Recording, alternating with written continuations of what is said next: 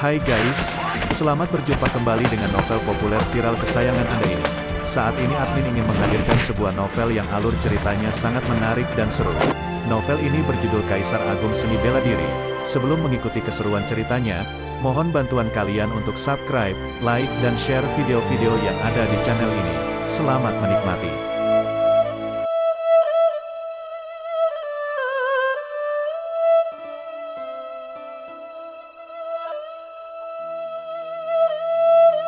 Kaisar Agung Seni Bela Diri, Bab 316, Provokasi Jizan. Setelah meninggalkan aula Istana Langit, Luo Xiu merasa dirinya masih belum sepenuhnya kembali tenang. Api spiritual es belum berada di tangannya karena syarat dari Patriark Api Wuqiu adalah Luo Xiu harus meraih juara pertama dalam kompetisi kali ini, baru api tersebut akan diberikan kepadanya sebagai kompensasi. Meskipun api spiritual sangat berharga, namun Luo Xiu masih lebih memilih menolak tawaran ini daripada menjadi pusat perhatian dengan meraih juara pertama. Namun, Wuqiu tampaknya sudah memikirkan semuanya, kemudian menawarkan kompensasi tambahan berupa metode rahasia untuk menggabungkan api spiritual dengan kekuatan api. Begitu besar godaan ini sehingga pertahanan Luo Xiu runtuh. Manfaat yang ditawarkan terlalu besar dibandingkan dengan risiko yang akan dihadapinya. Namun, Luo Xiu juga sadar bahwa Wuqiu rela memberikan api spiritual es dan metode rahasia sebagai kompensasi karena dia akan mendapatkan manfaat yang lebih besar dari kesepakatan ini. Setelah meninggalkan aula Istana Langit, Luo Xiu menghubungi Qi Fatian dan mengetahui bahwa dia bersama Yan Yuer sedang menginap di sebuah penginapan di kota.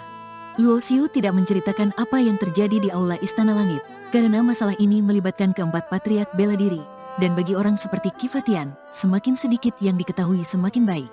Qi Fatian juga mengerti aturan tak tertulis ini. Jika Luo Xiu tidak membicarakannya, dia pun tidak akan bertanya. Saat bertemu dengan Yan Yuer, Luo Xiu teringat pertemuannya dengan Lu Mengyao di aula Istana Langit. Dia ragu apakah harus memberitahu Yan Yuer tentang Mengyao. Setelah bertahun-tahun berpisah, banyak hal telah terjadi, dan perasaan yang sempat tumbuh di masa lalu perlahan memudar seiring berjalannya waktu. Akhirnya, Luo Xiu memutuskan untuk memberitahu Yan Yuer tentang pertemuannya dengan Mengyao. Yan Yuer pernah mendengar Luo Xiu menyebut nama Lu Mengyao sebelumnya, dan dia tahu bahwa sebelum mereka bertemu, Luo Xiu sudah memiliki perasaan untuk Mengyao. Namun, hubungan mereka belum sempat berkembang lebih jauh karena Lu Mengyao dibawa pergi oleh seorang ahli misterius. Sejak itu, tidak ada kabar atau kontak dari Mengyao selama bertahun-tahun. Luo Xiu, pernahkah kamu berpikir, jika Lu Mengyao dibawa oleh salah satu dari 4 patriark bela diri itu, mengapa dia tidak pernah menghubungimu selama ini? Yan Yuer mengungkapkan kebingungannya. Pertanyaan ini juga menjadi kebingungan bagi Luo Xiu. Dia awalnya mengira bahwa mungkin kebebasan Lu Mengyao dibatasi oleh Patriark Giok karena alasan tertentu. Namun, melihat sikap Dewi Hanyu terhadap Lu Mengyao yang seperti hubungan guru dan murid, tampaknya kebebasan Mengyao tidak terbatas.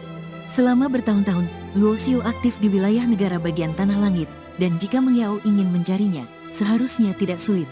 Namun, kenyataannya, tidak ada kabar sedikit pun selama bertahun-tahun. Orang memang bisa berubah, tergantung lingkungan dan orang-orang yang mereka temui. Hati seseorang bisa terpengaruh dan berubah. Yan Yuer tidak mengungkapkan pikiran ini, karena Lu Mengyao adalah cinta pertama Luo Xiu, dan ada beberapa hal yang lebih baik tidak diucapkan. Hari-hari berlalu dengan cepat, dan para jenius muda yang berkumpul di kota Langitolo telah menyesuaikan kondisi fisik dan mental mereka ke keadaan terbaik.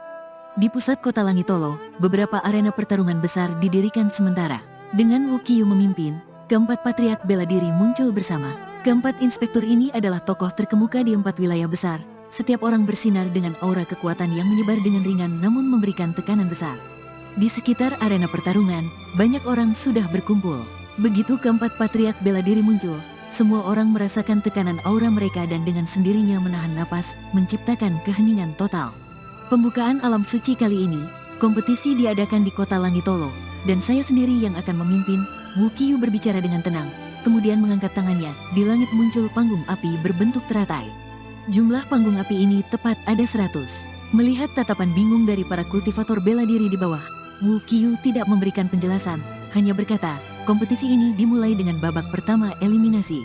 Siapa yang bisa duduk di panggung api ini, akan berhak masuk ke babak kedua. Dan selama proses ini tidak boleh ada kontak fisik, siapapun yang melakukannya akan langsung dieliminasi. Kata-kata ini mengundang kehebohan di kalangan penonton, tidak ada yang menyangka bahwa Wuqiu akan mengusulkan aturan eliminasi yang begitu aneh. Karena pembukaan alam suci, kompetisi kali ini menarik sekitar 300 jenius muda. Hanya di babak pertama, 200 orang akan langsung dieliminasi. Wu Qiyu tersenyum sedikit dan melambaikan tangannya. Sekarang, mulai. Sampai 100 panggung api ini terisi penuh. Begitu Wu Qiyu selesai berbicara, para jenius muda langsung bergerak, menggunakan teknik kecepatan terbaik mereka untuk terbang menuju panggung api di udara. Panggung api ini hanya ada 100, dan dengan aturan yang melarang kontak fisik, kecepatan adalah kunci untuk mendapatkan tempat pertama. Namun, mereka tampaknya terlalu meremehkan ujian ini. Wu Qiyu tentu tidak akan membuatnya begitu mudah. Beberapa jenius muda yang merasa mereka memiliki kecepatan terbaik baru saja melompat, ketika tiba-tiba merasakan tekanan besar dari atas. Mereka yang tidak siap jatuh dari udara seperti buah jatuh dari pohon, terjatuh dengan keras. Berhati-hatilah semua, babak pertama ini tidak semudah yang kita kira. Melihat orang-orang yang pertama kali bergerak mengalami kekalahan, seseorang berteriak memperingatkan rekan-rekannya. Beberapa orang yang tidak percaya pada hal-hal gaib berusaha sekuat tenaga untuk melesat ke udara.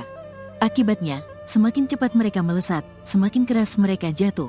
Beberapa orang bahkan jatuh sampai muntah darah dan pingsan seketika. Dalam sekejap, puluhan orang jatuh, sementara mereka yang memiliki kekuatan lebih besar, berhasil menahan tekanan dari atas dan terus naik, mendekati posisi panggung api. Perbedaan kekuatan sangat terlihat dalam situasi ini. Tekanan dari atas tidak hanya membutuhkan kekuatan tertentu untuk menahannya, tetapi juga memerlukan pemahaman yang mendalam tentang seni bela diri pada tingkat yang sangat tinggi. Seorang gadis dengan gaun merah panjang yang tampak ceria dan cerdik sepertinya tidak terpengaruh oleh tekanan dari atas. Dia dengan cepat mencapai panggung api terdekat. Itu adalah putri kecil dari Istana Awan Api, Xuan Xuan. Seseorang mengenali gadis cerdik itu. Istana Awan Api adalah salah satu dari 5 tempat suci di wilayah selatan. Kenapa perbedaannya begitu besar? Banyak pemuda yang penuh percaya diri datang untuk berkompetisi, namun tidak bisa menghindari perasaan kekecewaan. Mereka yang biasa dipandang sebagai jenius dalam kekuatan mereka sendiri, ternyata tidak ada apa-apanya dibandingkan dengan jenius dari tempat suci. Kompetisi yang diikuti oleh banyak jenius ini membuat banyak jenius yang biasanya penuh percaya diri merasa sangat terpuruk. Kanlan, berani tidak bertanding denganku? Seorang pemuda berwajah dingin dengan pakaian hitam berkata dengan dingin. Tidak jauh dari pemuda berpakaian hitam itu, seorang pemuda berbaju ungu yang pernah muncul di restoran Tianyi, Kanlan, tersenyum dan diam. Yingxuan, kalau kamu ingin bertanding, tidak ada salahnya, Kanlan tersenyum tipis.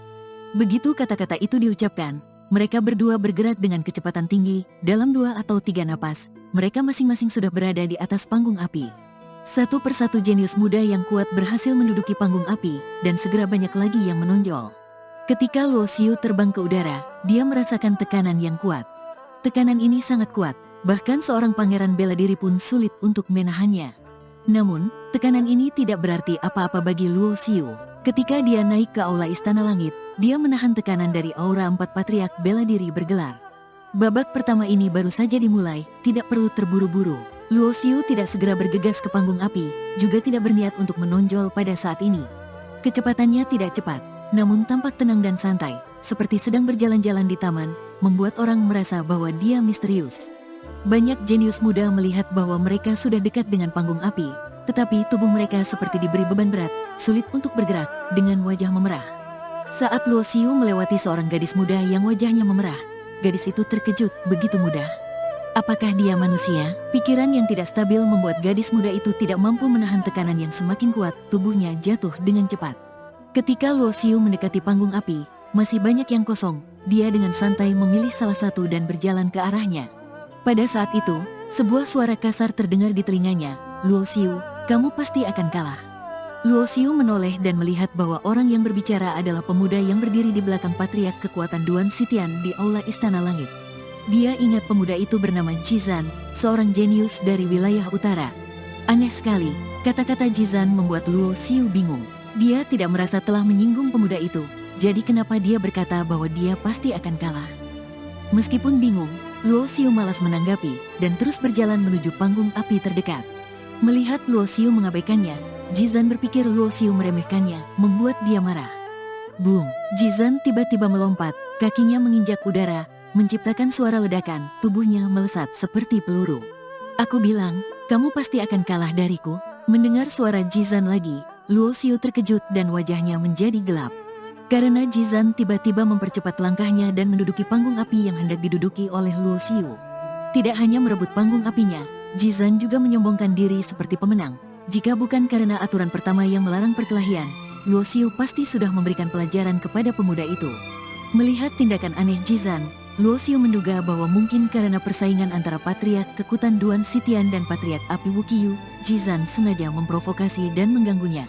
Raksasa besar, kamu harus bersyukur tidak jatuh ke tanganku. Luo Xiu menggeram, kemudian memilih panggung api lain. Tindakan Luo Xiu membuat Jizan terkejut. Menurutnya, Luo Xiu seharusnya bereaksi dan bersikeras untuk bertanding dengannya. Dasar sombong, aku ingin melihat bagaimana kamu, seorang penguasa bela diri, bisa dibandingkan denganku. Jizan menganggap Luo Xiu sebagai orang yang sangat sombong, tanpa menyadari bahwa Luo Xiu tidak tahu bahwa dirinya adalah kunci dari taruhan antara dua patriark bela diri.